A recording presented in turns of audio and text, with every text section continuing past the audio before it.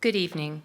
I'm Melissa Wright, and I am joined by my co-chair for tonight's event, Carter Morris, and the Senior Director of the Cherokee Garden Library, Stacy Catron. We are delighted that you could join us this evening and hope that you enjoyed the video about the library. We would like to offer a tremendous thank you to our generous sponsors and patrons of the event. Our sponsors' names can be found on the display boards.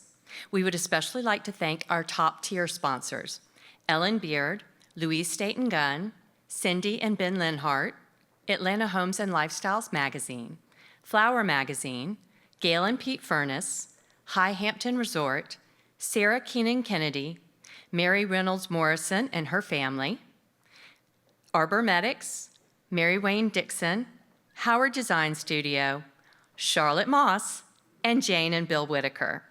Thank you also to Alex Hitz and Soiree Catering and Events for providing delicious food for this evening, and to the professional staff of the library, and Stacy Catron for her devotion to the library for 25 years. Tonight's event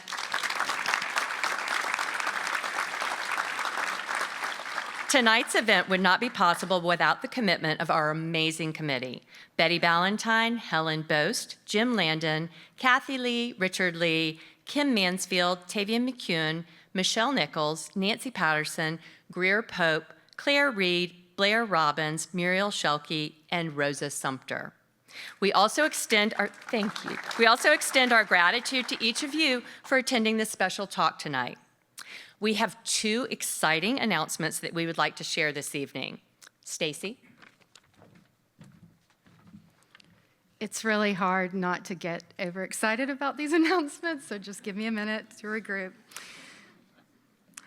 Due to the overwhelming generosity of our sponsors and patrons of the Cherokee Garden Library's 50th anniversary, I am thrilled to share that the library has acquired Mark Catesby's monumental work, The Natural History of Carolina, Florida, and the Bahama Islands, published in London, 1754.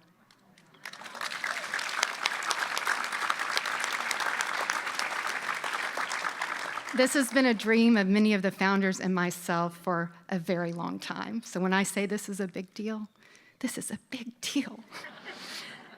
English naturalist and artist Mark Catesby was renowned for his pioneering work in surveying and documenting the flora and fauna of North America in the 18th century.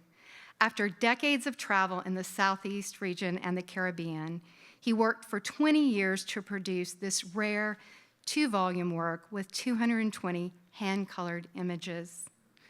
This book brought to Europeans the wonders of what they knew as, quote, the New World, with images of flora and fauna unknown to scientists and collectors of Europe at that time. Catesby's detailed illustrations and scientific observations remain valuable for understanding the biodiversity of colonial America, ecological relationships, and its subsequent changes, particularly as a record of species that are now extinct. This acquisition further advances the library's nationally recognized collection and elevates the work of the Cherokee Garden Library, of the Keenan Research Center, of the Atlanta History Center. It is also a legacy of this 50th anniversary.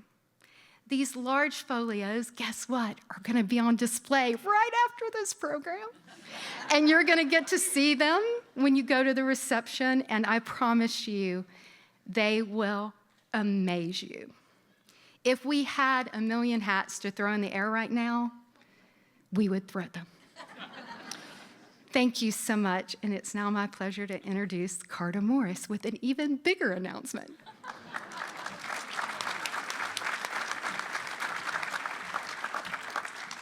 What a happy night this is. Thank you all for sharing it with us and your generosity.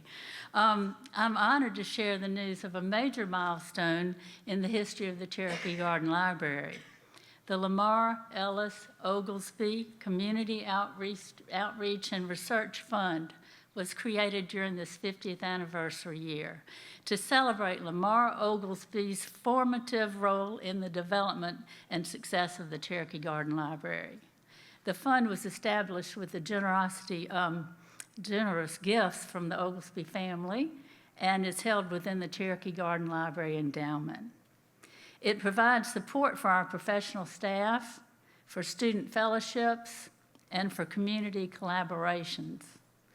Lamar became involved in the Cherokee Garden Library through her dear friend, Margaret Davison Block, who served as the library board's second president. With a keen interest in historic books, Lamar was particularly fascinated with the collection's 17th century volumes, and she became a leader in the acquisitions committee thereafter. When Lamar was our fourth president, 1991 to 1993, she energized and expanded the support base of the library by engaging in thoughtful and effective fundraising, leading in-depth tours of the garden's collection, of the library's collection, serving researchers, and spearheading major acquisitions, thereby elevating the profile of the Cherokee Garden Library regionally. Although her presidency ended in 1993, Lamar continued to provide leadership of the library by sharing her vision, her wisdom, and her time and enthusiasm as a board member and on various committees. In May 2013, 8 leaders were honored as Legends of the Garden Library, and this short list included Lamar Oglesby. In nurturing the library for over 4 decades, Lamar Ellis Oglesby enhanced every dimension of the Cherokee Garden Library's expansion. In addition to Lamar, we have with us tonight Rich and Kay Oglesby and John and Nancy Oglesby. Please join me now in recognizing them for Lamar's dedication to the Cherokee Garden Library and to her family's generosity in creating this fund in her honor. Give them all.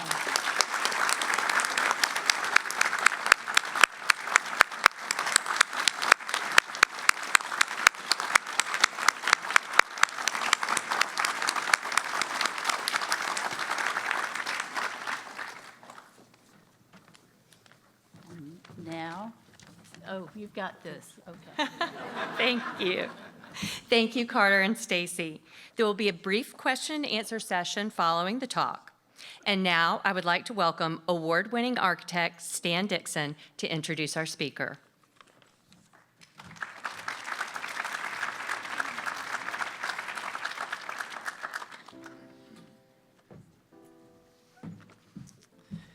Good evening. It is a real pleasure to be here tonight to introduce my good friend Charlotte Moss. Now, I know many of you know exactly who Charlotte Moss is and all the many accomplishments that she has had over her 40 years of a career. And believe me, Charlotte's career is not over. She's still going strong and doing amazing things. There have been many books, many awards, many board seats, publications, contributing editor, and the list really goes on and on. But there are a few things I did want to mention to you that I think are of note. Charlotte has an honorary doctorate from Virginia Commonwealth University and the New York School of Interior Design. Charlotte has also received an emeritus board seat at Monticello. She has also received a Lifetime Achievement Award from the American Horticulture Society, and her philanthropic spirit continues to go on and grace people from all over. But instead of continuing on with this list, I thought it would be interesting to share with you a couple of stories that I have about Charlotte. Stories to me that exemplify her passion for learning, beauty, design, history, gardens, the landscape, and all other things. She also has this love of sharing and this great way of connecting people and places all over the globe. So I first met Charlotte about 10 or 12 years ago. We kind of want to stop counting after a while.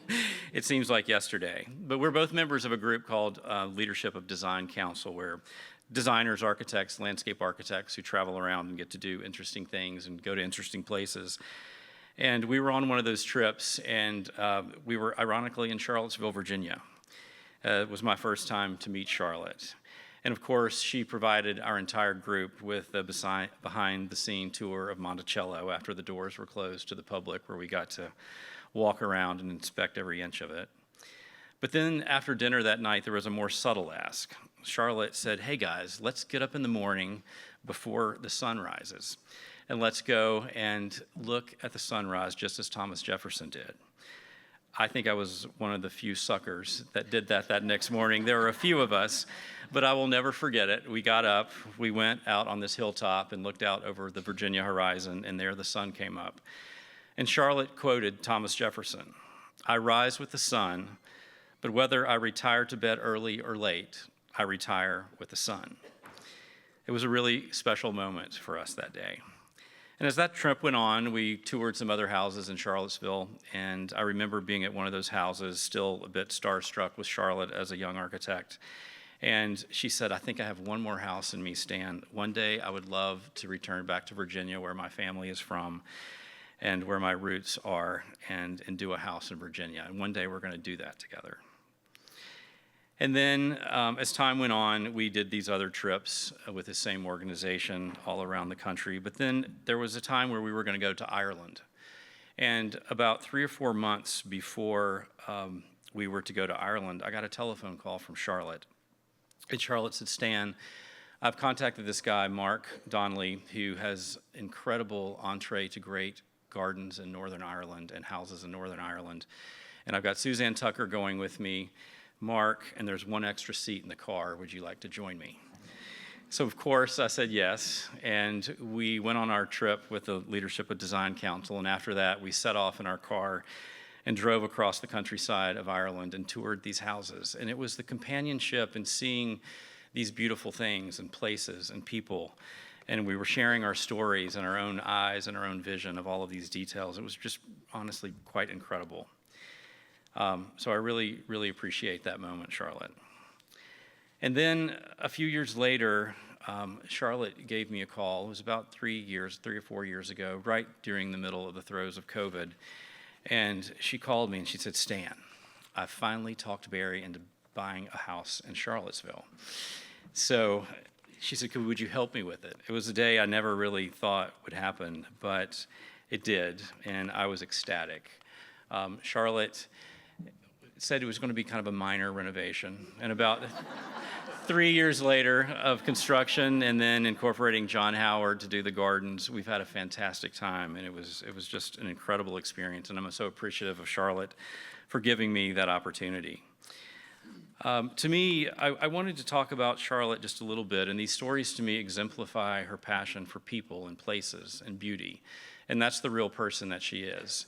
You guys can read all the accolades that go on, but I wanted to give you a little bit of insight of who she is, and I am so honored tonight to introduce to you my friend, Charlotte Moss.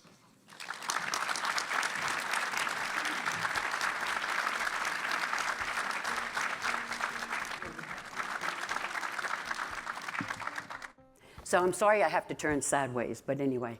I go everywhere with a camera. Now, I think we all travel with our iPhones, and anyone that's taking photos in the evening or early morning can be a photographic genius with an iPhone, because they just let us do what we would normally do with carrying a big camera, which I try not to do now. But I have always taken pictures of every place I've gone. I've cataloged them. I have huge boxes of those photos. And it reminds me of Leslie Blanche, who was a great writer. She was a diplomat's wife, great traveler.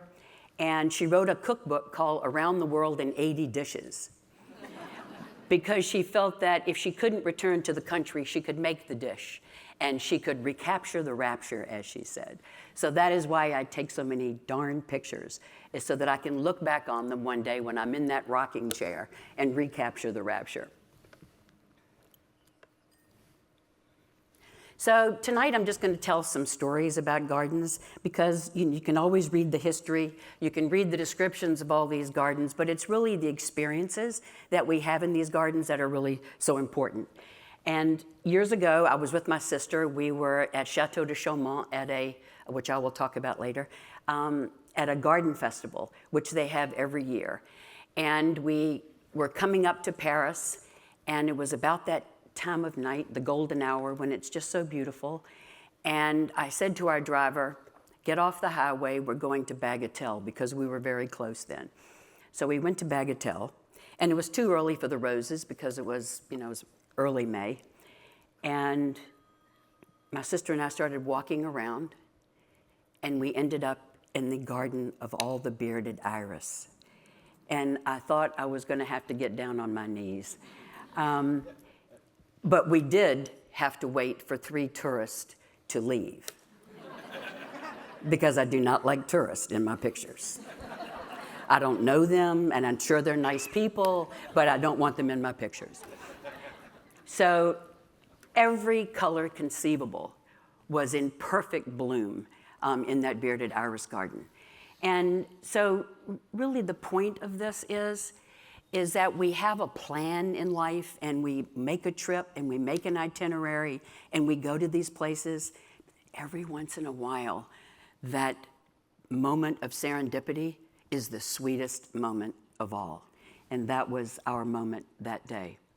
And we waited patiently, and I got more pictures than you could ever imagine of bearded iris. But they are now inspiring a garden of my own. So I'm sure everyone's been to Versailles countless times. I know I have. I've taken friends, I've taken family. I love going back to the Petit Trianon because I think there's something about the Hamlet that just vibrates for me, some sort of resonance in that space. But I went, every January, I go to Europe with a girlfriend. We do a number of things. I do the travel itinerary. And we were going to go to the Petit Trianon, to the Queen's house.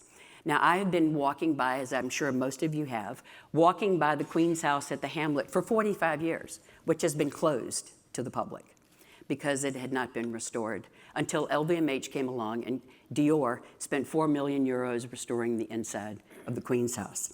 So I knew this was happening, and we called the curator and the head of PR. It took about 4 or 5 months to get them to give a tour to these 2 American decorators, and off we went. Well, it was January, and there was a transit strike. As you know, the French do better than anyone.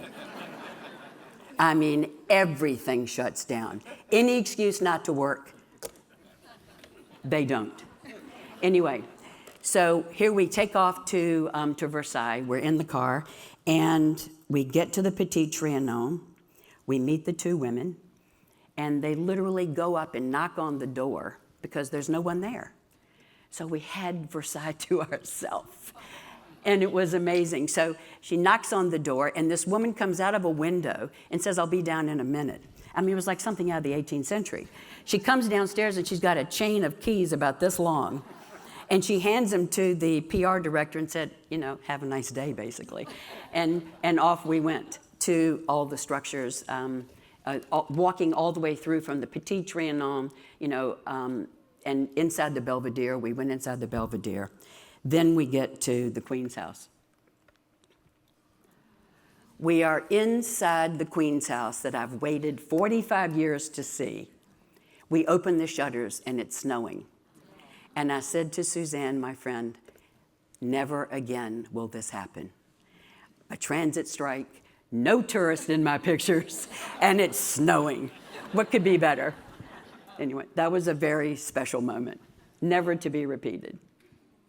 But one of the things that I always say about grand places and chateaus and villas is that even though they're grand in so many ways we can't relate to the lives that happened in those places, there are lessons and things that we can bring home. And it's the simple things that even these pots that are along the walkway on the top terrace along the Queen's house, a repetition of pots is such a simple thing to see and to figure out how to bring home and bring it home yourself. And for people that don't have gardens and city slickers, because I spend a lot of time in New York, I mean, that's a garden. Isola Bella's in the middle with the clay pots going up the steps, and then on the right, those gorgeous empire pots from Chateau de Bressy. So, you know, there are those little moments, and then you think for yourself, that's something that I can do, something simple. So last year, went with a group of women, and we did most of the gardens in the Loire, and we went to Chateau de Chenonceau, which is the most visited chateau in all of France. And that's just a smidgen of what that chateau looks like for those of you that haven't been there, but everything was blooming and beautiful. But one of the things I love there is Boucher. I think it's Jean-Francois Boucher, is the floral designer at Chenonceau. He is an absolute genius. And throughout the chateau are the most exquisite flowers. You can't imagine that anybody's got a budget that big that can keep those flowers going. But I remember the first time I went, and I'm standing in the state bedroom, which is glorious, you know, tapestries, all the requisite stuff you would expect for that period. And, you know, the tapestries, the velvet bed, I could care less. It was this little basket woven to look like miniature wattle and some twigs that were woven, but what was growing on it was fraise du bois. And it just like sent me, you know, to the moon. And first of all, you can only get them to eat in May, if you're lucky enough to be in a restaurant that actually has them. But to see them growing on this little thing, to me, was just a moment. And I didn't really care about the tapestries or anything else. But when we went back, we ran around and looked at every room had the most extraordinary floral displays. And the other thing that I really love about Chateau de Chenonceau is, I forget, it was Catherine de Medici that built a bridge, a covered bridge from the chateau to the land. And so I've always thought that, you know, if my husband ever decided to take up with a younger woman or run off on me or something, that I would go to Chateau de Chenonceau and live in the covered bridge. Because it is the most romantic place, and because you can hear the water from the River Cher running underneath, and it's really romantic. So that's just another point about all these gardens, is that it's not about the trees and it's not about the plants sometimes. It's about the poetry and the romance that sort of is woven in between the leaves that makes it even more special. A simple little thing like this just kind of set me off. It was that moment of poetry when you're walking through the garden and then there's just a birdcage. And it's just hanging in an arch for no reason, just hanging out. But it made me stop and think about how simple it is to put ornament in a garden, that it doesn't have to be an 18th century statue, it can be something humble. So, a story, lots of stories. I went to a garden, Orsan, the Priory at Notre Dame d'Orsan, which I will talk about later. But I went there, and the owner, Patrice Taravella, told me that on the way back to Paris, I must make a detour. And detours are always great. You know, they always get your juices going because you know you're in for something special when somebody says it's worth the detour. So we go to Chateau de Tulsi. I was the only human being in that chateau and on the grounds that day.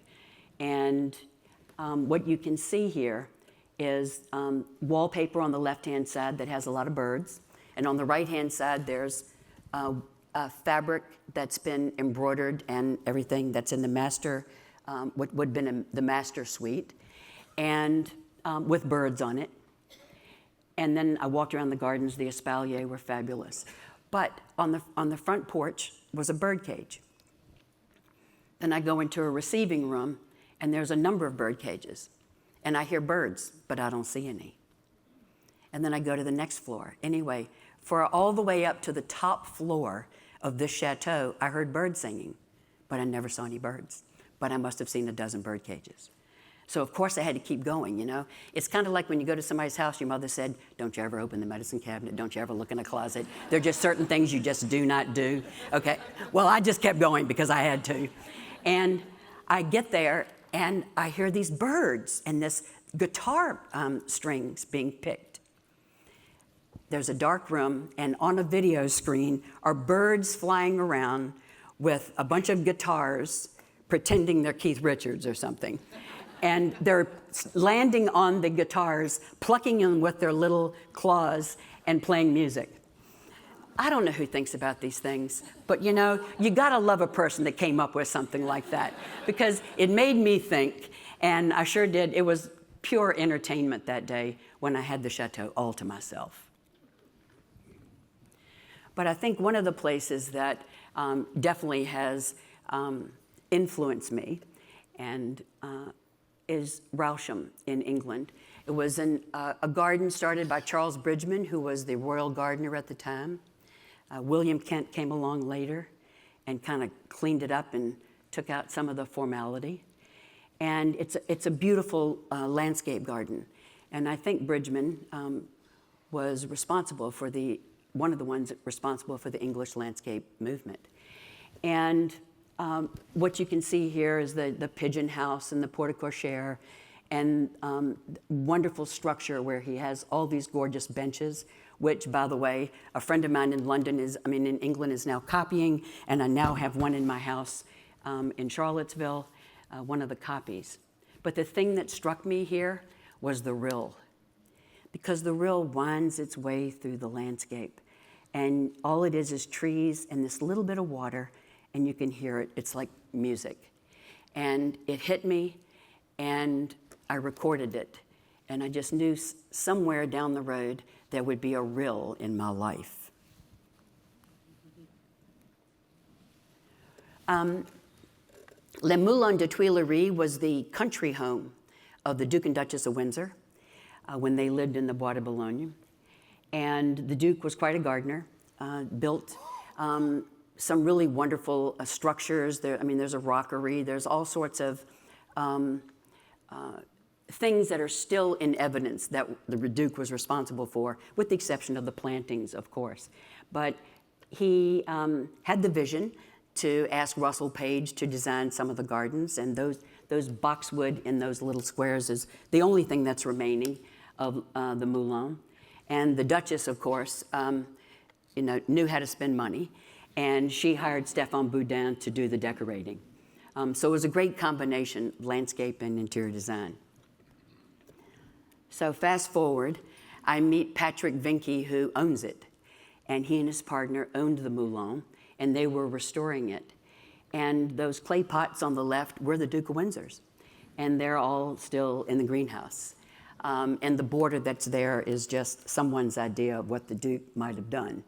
And Patrick is explaining to me what they were planning to do with the rest of the restoration. So the Moulin was then subsequently sold to the Landmark Trust in England. It is the only property outside of the UK that you could actually rent. But now, after going there a couple years ago and banging on the gate, I realized that it's now in private hands. So couldn't get back in. Whoops. Anyway. The mothership of English garden is Sissinghurst. And anyone that's been there, especially at its peak, knows just what a special place it is. I mean, probably one of the biggest odd couples there was Harold Nicholson and Vita Sackville-West, anyone that's read Vita's biography. But Harold was the classicist. He was the one that created the form and the structure of the garden, and Vita was the romanticist, and she was the one that layered in the flowers. It was one of the first gardens created with axial walks where it ended in garden rooms, and one of the first to have what we now call garden rooms. But they were a match made in heaven when it came to the garden, and when they bought it, it was dust. I mean, absolute dust. I think it was like 1930. But if you haven't been and you love gardens, it has to be on your list. Can't even see what I've got here. Oh, Farley House, yes. Sorry, I can't see it as well as you can. When I started doing some research on women and gardens, the name Lee Miller came up. And it was kind of an odd name to think about with respect to gardening, because Lee Miller was an ex-model, surrealist, wartime photographer, and the first female photographer to enter one of the German camps at the end of the war. As a result of that, she pretty much had PTSD the rest of her life, and she was an extraordinary person. But her husband, Roland Penrose, who was also a surrealist, bought this house called Farley House in the south of England, and I wrote an article. Margot Shaw let me write an article for Flower magazine on Lee, and I went there, and I met with Anthony Penrose, her son, and it was just a fascinating conversation, because what I learned is that, one, she wasn't a gardener, but she had a garden, and they were just herbs for her cooking, because she became what, if you could imagine, a surrealist chef, whatever that is, right? Okay. But she won contests, and she went to Sweden, and she won all these contests for her cooking. But anyway, in talking to him, and you've probably seen the movie with Kate Winslet that came out last year, which was fabulous. He told me that he never knew what his mother did until after she died. His wife was literally cleaning out the attic at her house after she passed away, and they found cases of photos and film, 60,000 images that she had taken during World War II. And he just thought his mother was a little loony and made weird surrealist cakes and maybe drank too much. But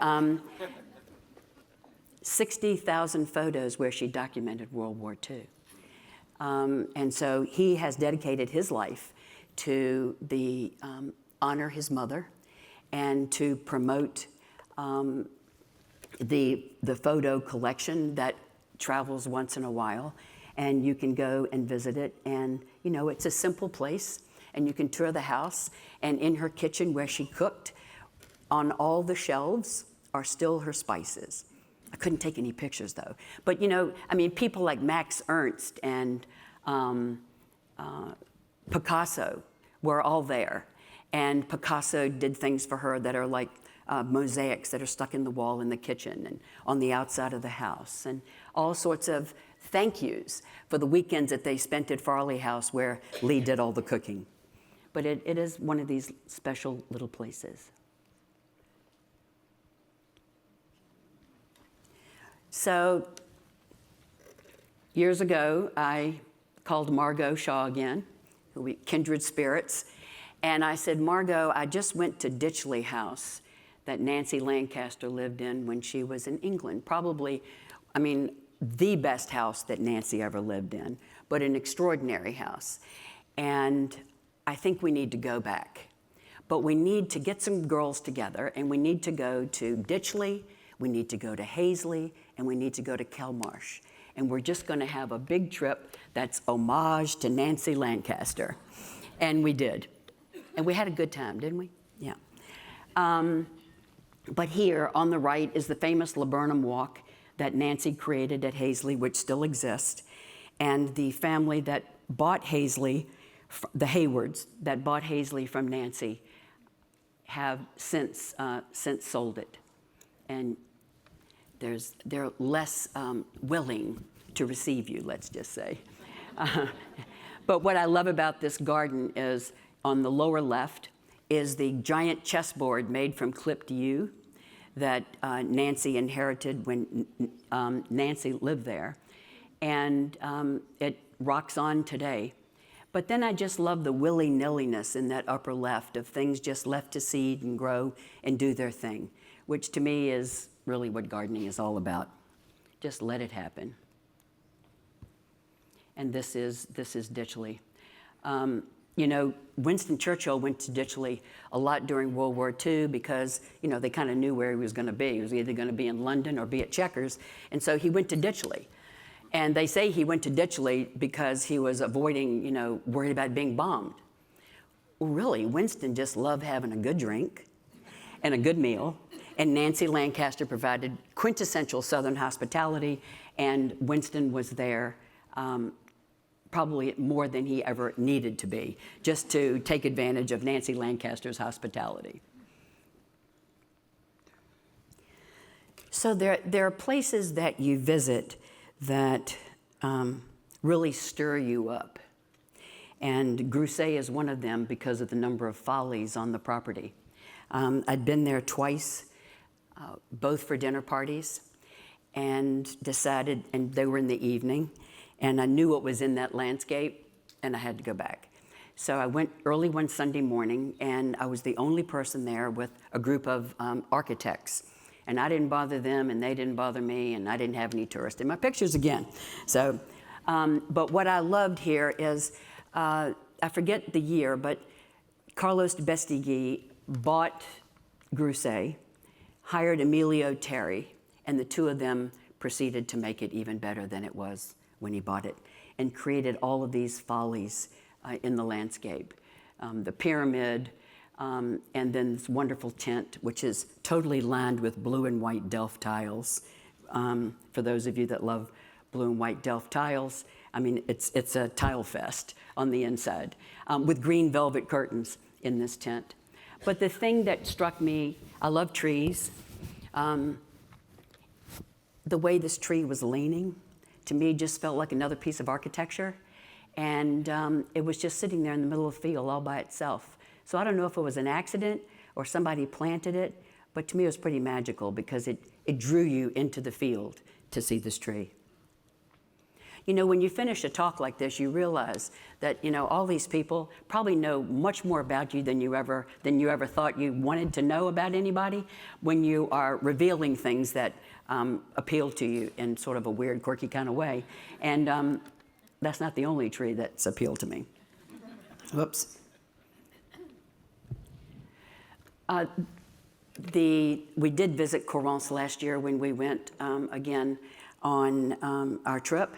And ironically, my friend Patrick Vinke, who used to own Le Moulin de Tuileries, now runs the Corrence for the Déguenais family. The thing about this garden are the water features. I don't know how many there are, 10 plus. There are pools, canals, waterfalls, beautiful statuary, Japanese garden with another water feature. But it's really stunning, and just an hour from Paris. But if you haven't been, I would encourage you in that wonderful staircase, just like Fontainebleau. There aren't too many like that in France. Mount Stewart was on the trip when Stan and Suzanne and I went to Northern Ireland. It is a beautiful house built by the Londonderrys. It sits on about 70 acres. There are probably 12 different types of gardens there because it's affected by the Gulf Stream, and everything just is, everything prospers. And the second largest rhododendron in the entire world is at Mount Stewart. I thought the first one was in Japan. I did a little more research. It's in India, but it's enormous. I mean, enormous. And there's even a shamrock garden on the property. And then the exotica of the yellow Crown Imperialis fritillary. But it's a very, very special garden and a special house and follies on the property. So the Priory at Notre-Dame d'Orsay is one of the gardens that I think has affected the way I think about gardens the most. It was a garden that I wanted to visit for quite a while, and I finally got there and never went to my room. There were 7 rooms it was a Relais and Chateau at the time. It's no longer. Can you stay there? But I put my bags down and I grabbed my camera and I went into the garden, and I was there gone for like 3 or 4 hours because I'd never seen anything like this before. I had never seen hedges with windows. I had never seen these wonderful seats that had trees growing out of the back and all from woven chestnut. I just never seen anything like that. And then wonderful the way things have been trained in a heart shape around windows. Just a wonderful notion. So this is built by Patrice Taravella, who was an architect in Paris and decided one day that he never knew when he was going to have the perfect project. So as an impatient architect, he decided to be his own client and went looking for, as he said, a ruin to improve. So he and his then partner found this old priory and worked with French heritage. And what you see there is 20 years on of this garden, but it was dust. I mean, it was dust, just like Sissinghurst. And what he has created is amazing. But on the upper picture is a window in the hornbeam hedge, which leads you into the next garden. So there's this wonderful, alluring aspect of the way the garden pulls you to the next room and sort of maps your path, because you can't wait to get to the next room in that garden. And if you see those little structures in that upper picture that look like crinolines, that's exactly what they are, and roses grow on top of them. And they just look like little pink powder puffs in the, when they're all blooming. But one of the geniuses here at the garden was the way that they captured the chestnut and they wove it to create structures for the espalier, a wonderful ellipse of miniature pear espalier, and the list goes on. Anyway, needless to say, I sat up with Patrice one night, and he told me the story of the garden and not finding the perfect client and deciding to be it. And he was also a gourmet cook and fixed me dinner. And I remember calling my editor at the Wall Street Journal that I was writing for at the time and said, we have to do a story on this, because from a priory that's dust to a garden like this, we have to do this story. So she said, good, write it. So he sat down with me and showed me all the scrapbooks of the entire process. Of course, I was in heaven because I love scrapbooks, but the fact that he documented that entire process was really breathtaking. So we did the article, and Patrice and I then developed a great friendship, and we brought Gilles Guillot, his master gardener, to East Hampton to make windows in my hornbeam hedges and to weave some seats and structures in the garden. Unfortunately, we don't use chestnut in this country. We use more willow and other more malleable material. And we had a whole crew in the garden that day when Gilles came. Actually, we kind of hoodwinked him, actually, because he wanted to come to New York to run the marathon. And Patrice told me this, and it was too late. But I knew somebody at the Roadrunners Club, and I called them up, and he said, well, you know what it'll take. And I said, yeah, check, right? Because check's always the answer. Anyway, so we wrote a check for Gilles. He ran the marathon, but we got him to East Hampton to do 3 days of gardening warm-up. So he was really ready for the marathon by the time he taught everybody and did the work in my garden. So Patrice, the same architect and garden designer that did Orsin, did the newt for the Becker-Roos family. And if anyone's been, you know how divine it is. It's in Somerset. And the gardens, for a hotel, the gardens are, to me, the best part. They go on and on. There are apple orchards, there's topiary, there's 2 rills, windows in the hedges, windows in the woven walls that are in the garden. It's really a magical place. The house is very simple. It's a Georgian house, and the rooms are very simple. It's like being at camp. But the outside, that's the ticket. It's outside. And then another hotel that's a favorite of mine, and Stan referenced when we were in Ireland, my friend Suzanne and I were at Ballyfin shooting skeet in the morning and going to the conference in the afternoon, and then we took off and went on our trip. But what I love about Ballyfin is the gardens, the huge garden behind the hotel itself.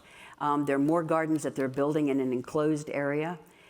These espalier are from the vintage of when the house was first built. And after the I'm not sure exactly what befell the house, but then it became a boys' school, and now some of the boys that went to the school now work at Ballyfin and teach skeet and riding and other things. So it's a great sort of family.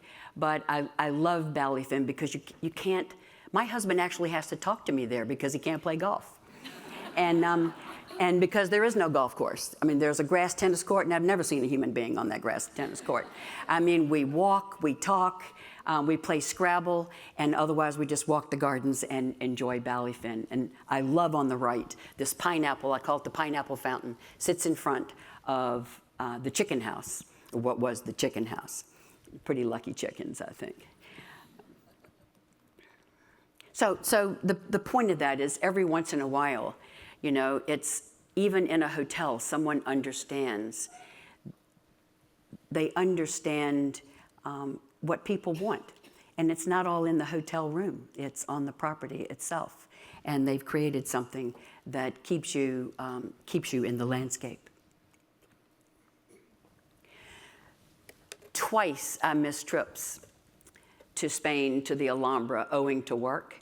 And then finally, when my husband took me to Spain, he had arranged one evening for us to see the palace with a curator after hours, just the two of us. So if you have been there, you know, all you hear is water, the movement of water, and the swallows that are just flying all around. And the thing that struck me here on the left is the Court of the Lions, this was a water fountain of 12 lions, and I think the water, it was almost like a clock, the way the fountain worked.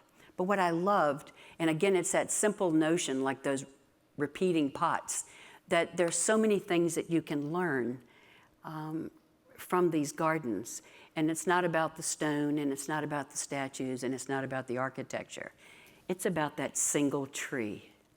There were only 4. They were one in each corner, and they just sort of embraced this Court of the Lions. But to me, those were the most impactful single trees, like that one in the landscape at Grousset. Poetic, really poetic. But on the right-hand side, most of you that have either been there or seen all the pictures of the fountains at the Alhambra, this is what I call the money shot when you're a tourist. Everybody wants to go there and take a picture. Okay, so I go. I got to be a tourist and take my picture. And we're standing in the queue, and my husband's always very patient, God love him, and I'm tapping my foot because there is a woman standing at the foot of the fountain, and she's decided that it was her fountain for the day. She was in pink sneakers, pink tracksuit, pink baseball cap, pink eyeglass frames, pink iPhone cover, and a pink selfie stick. And she proceeded to take pictures of herself at every angle. And I just wondered if she knew where the hell she was, because all she was interested in was pictures of herself. Anyway, finally she left and we got our money shots. But every once in a while you have to do that. And so later in the day, we're touring around the gardens and we hear this noise, and then we hear all these people, this commotion. And I said to our guide, "What, something happened?" He said, "Yeah, it happens all the time." I said, "Well, what happens?" He goes, well, people back up, they're taking selfies, and they back up and they fall in the pool. He said it's almost a daily occurrence. Yeah.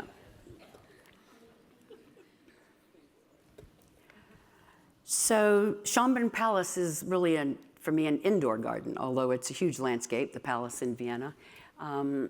And Maria Theresa, Marie Antoinette's mother, when they were there, built had painted these incredible rooms, like 5 rooms by Johann Bergel. It took him about 8 years to paint them.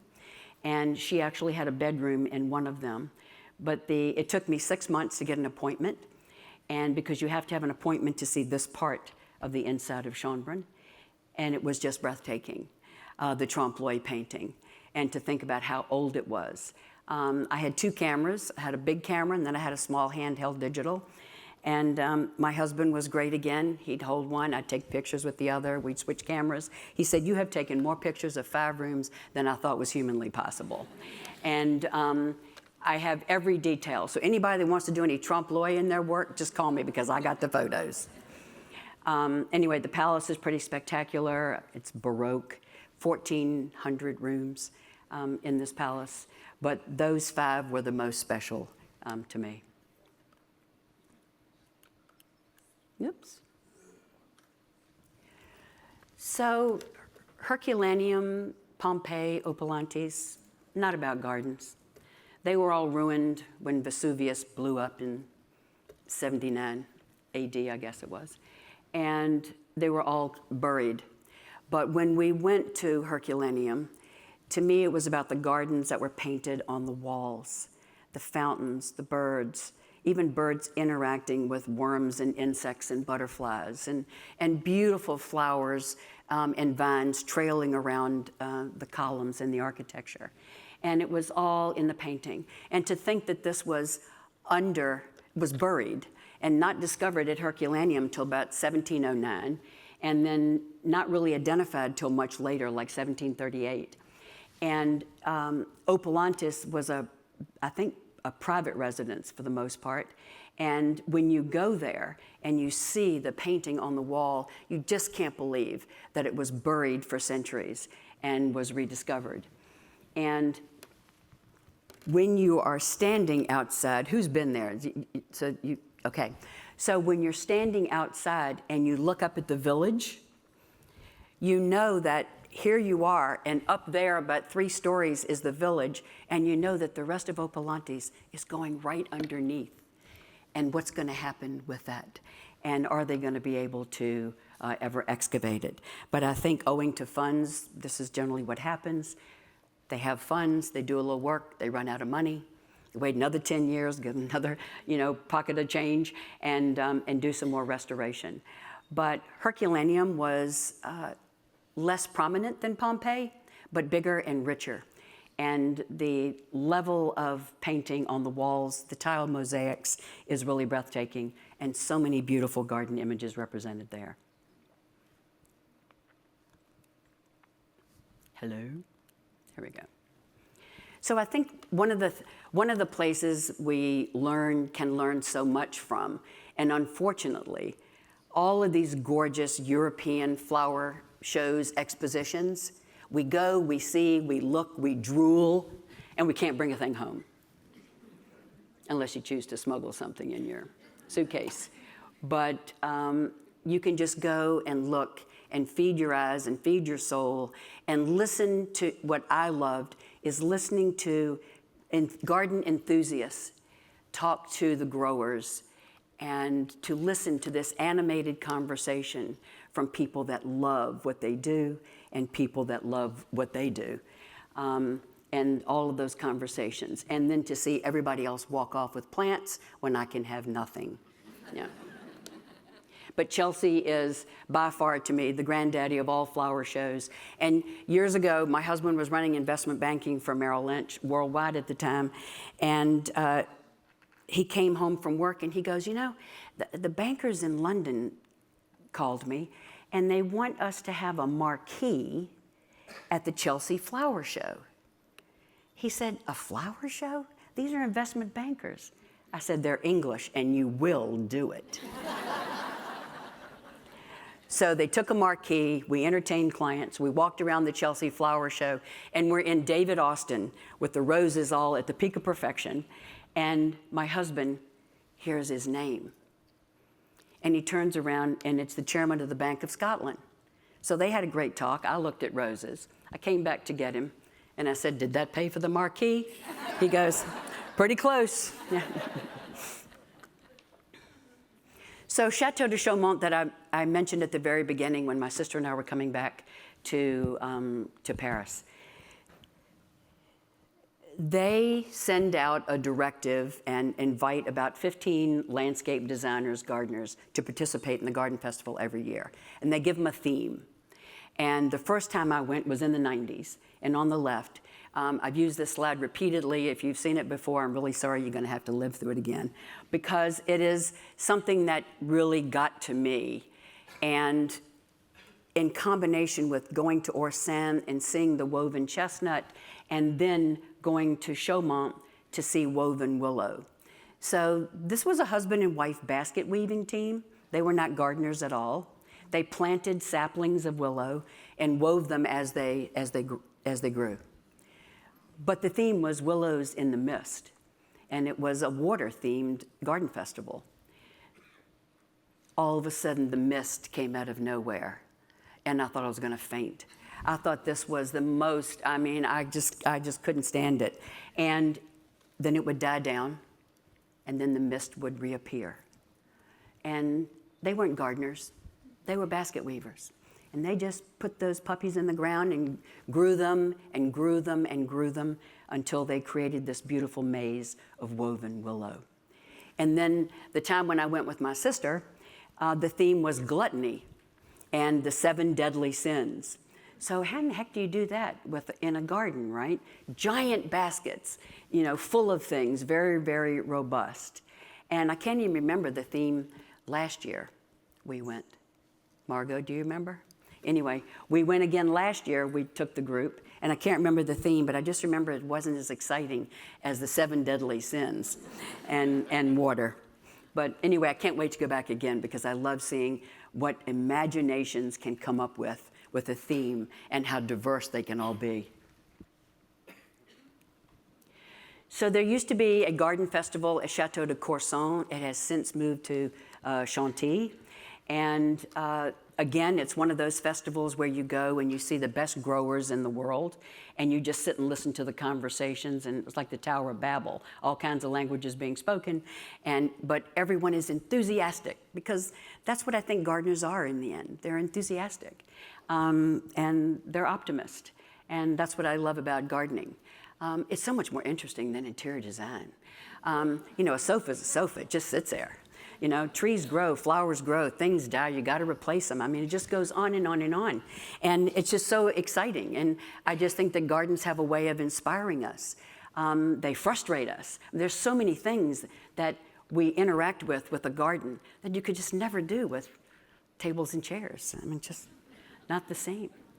But again, they were weaving these wonderful little structures all in the landscape out near the hamlet at Chantilly. And again, I can't not take pictures of the iris. But some of the best growers around, and where I met this wonderful man that weaves giant baskets that have metal frames that are gorgeous, and other structures made of bamboo and whatnot. That's the one thing you can ship home. But one of the first festivals I went to was at the Park of Saint-Cloud, and it wasn't, it no longer exists, sadly. The Park of Saint-Cloud is pretty special, but this particular garden festival I only went to once. But what I loved about it was all the staff, everyone that worked there was dressed alike. And they were all very spiffy, and they all had beautiful aprons, had a little scarf tied around their neck, and they all had the same Panama hat. And when you bought things, they took things to your car. And I just thought that was so civilized. But, I couldn't buy a darn thing, but I was dying for one of them to carry something to my car, But we came around the corner, and I'm going to not remember the name of the gentleman that did this, but he was a conceptual artist. Took a tree, painted it white, enclosed it with chain link fence, painted white, and filled it with white doves. And I thought that was the most clever thing you could ever do with a dead tree, because that's what it was. And I just thought it was magic. And it just goes to show you all the possibilities of things in the garden. So when the trees die, never say die. There's always something you can do with them. So there are places like some of these that I've spoken about that have an effect on you. And this is one place that really sort of got under my skin early on, is the Oak Spring, the home, previous home of Bunny Mellon, who is no longer with us. But the Oak Spring Garden, and I'm sure most of you that are gardeners know the place, have been there, and understand how incredible the garden library is at Oak Spring.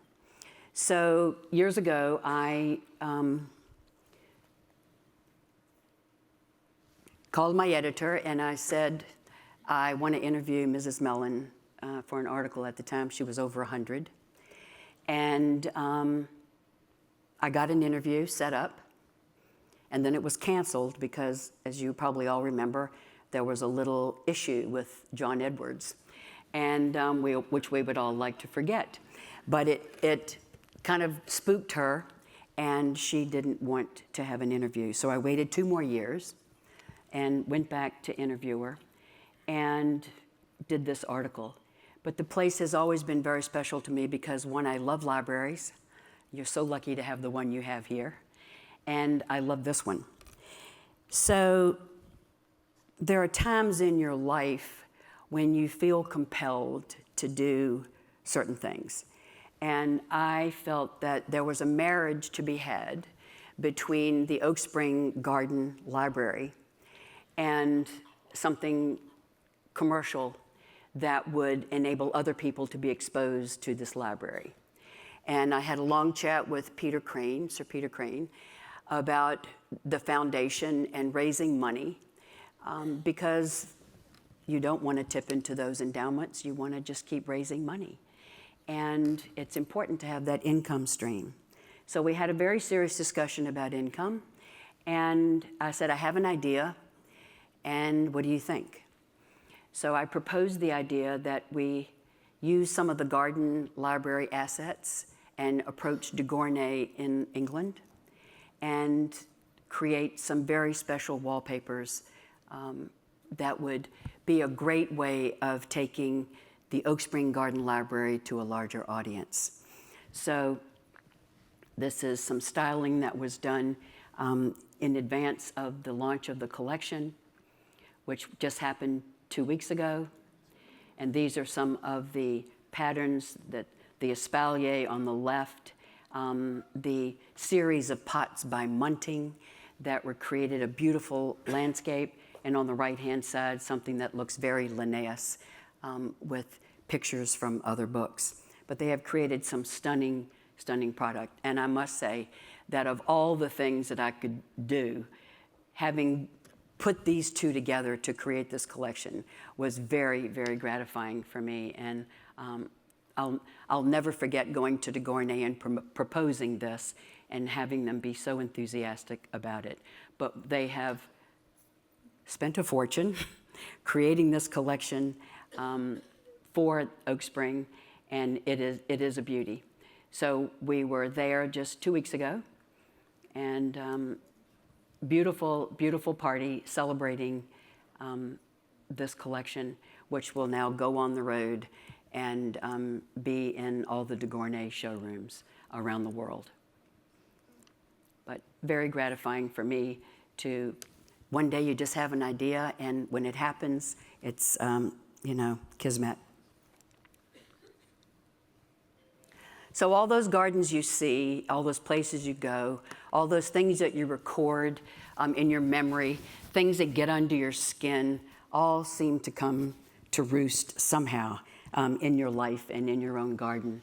The windows in my hedge in East Hampton, those wonderful arches filled with roses, and the willow pavilion in the lower left. So I said to my husband, he has a golf area, which you can see. There's one of his sand traps just below I figured I had to decorate his golf area, so we put some trees around. And I said, I need a place to sit while I watch you putt. It was such a line. Anyway, I found a woman in upstate New York that wove a willow pavilion for a girlfriend of mine. And I brought her to East Hampton, and if she were here, I'd tell this story too. She was a little bit like dealing with General Patton. You must have these caliper, this caliper, this caliper. They all must be kept on a tarp and kept wet and until I arrive. And so she arrived, and we had all of her calipers and everything she wanted ready for her. And they put the willow in the ground, and they wove it and created this pavilion for me, so I can look down on my husband when he's putting.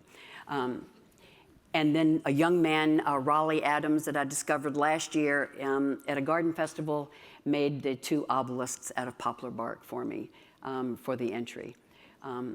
Anyway, all of these things are influences from those gardens that I've seen, and you carry them with you. You don't even know that somehow they're going to evidence themselves in your life, but you carry them with you, and they just show up. Like the iris, and I can't wait to order more and keep it growing and have the iris that my grandmother had. So that rill that I showed you at Rousham, and trust me, there are more. I mean, I could just go on, Buscott Park, and there's just so many rills in my life that when I called Stan and said, you know, we're going to do this renovation, and there's some things that I do want to do in the landscape. The first architect couldn't quite figure it out. I never could figure out how running water was a challenge to some people, but it seemed to be a challenge to the first one. So Stan said, Charlotte, you just need to hire John Howard. And so I did. And John figured it out and helped me create my rill with the pools in Charlottesville. And one view looking down to the column with the orb, and then the other view going up. But it was the one thing that I wanted, because it's not a garden I spend time in the summer because I'm elsewhere in East Hampton. I wanted something, I wanted beautiful hardscape. Because you don't have to water it, you don't have to do anything to it. Although I will say it takes tons of water running through this baby. But I had to have the rill, and John, thank you for making it happen. And that was all from seeing the rill at Rousham years ago.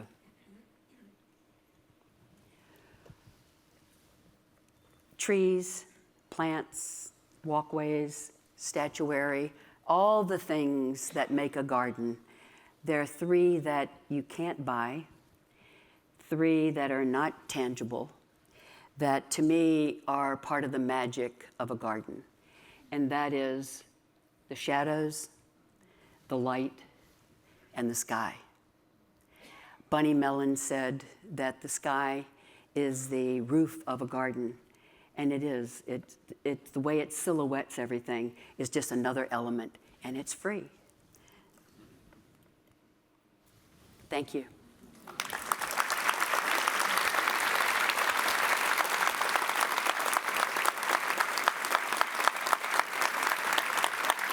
Where's Stacy?